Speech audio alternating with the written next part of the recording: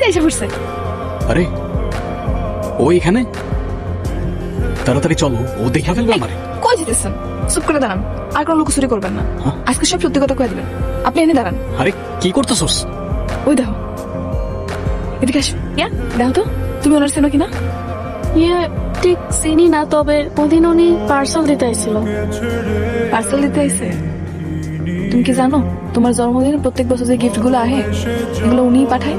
আপনি আপনি আমার গিফট কেন পাঠাইতো? কি হলো, কিছু বলতেছেন না যে?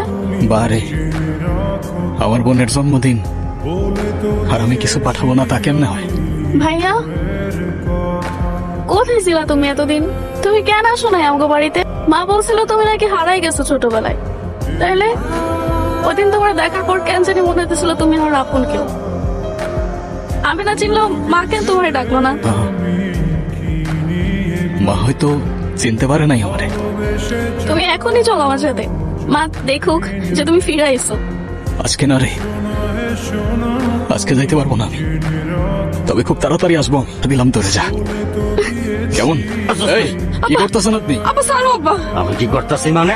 তুই আমার জিজ্ঞাসা আমি কি করতেছি? আমি দিব না আমার মায়ের লগে তোর বিয়া। ওই তুই কি করবি? কি করবি তুই?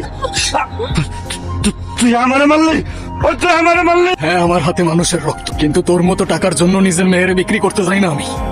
আমি তোর মেয়ের বিয়ে করব, তোর মত থাকুক আর না। যদি কেউ বাধা দিতে আসে এইটা মনে রাখতে বলিস, আমার হাতের রক্ত এখনো শুকায় নাই। কি ভাবছিলি তুই?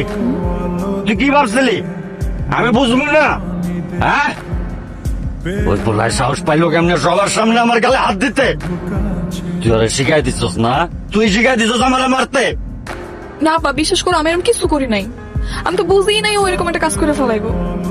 আমি তো ওরে খালি কইছিলাম। চুপ কর, আমার সামনে নাটক দেখাইস না। তোর নাটক আমি খুব ভালো মতো বুঝি। তুই সাহস না দিলে ওই পোলায় সাহস পাইলো কেমনে অতগুলো মানুষের সামনে আমার চর মারার? তুই চাইতেছিলি না? তুই চাইছিস আমার অপমান হওয়া দেখতে?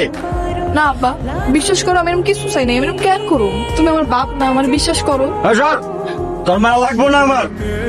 তোর লজ্জা করে না? তোর লজ্জা করে না? আমি তোর বাপ, এই দুটা হাত দিয়ে আমি তোর কোলে পিঠে করে মানুষ করছি, আর তুই একটা বাইরের পোলাই না আমার চর খাওয়ালি।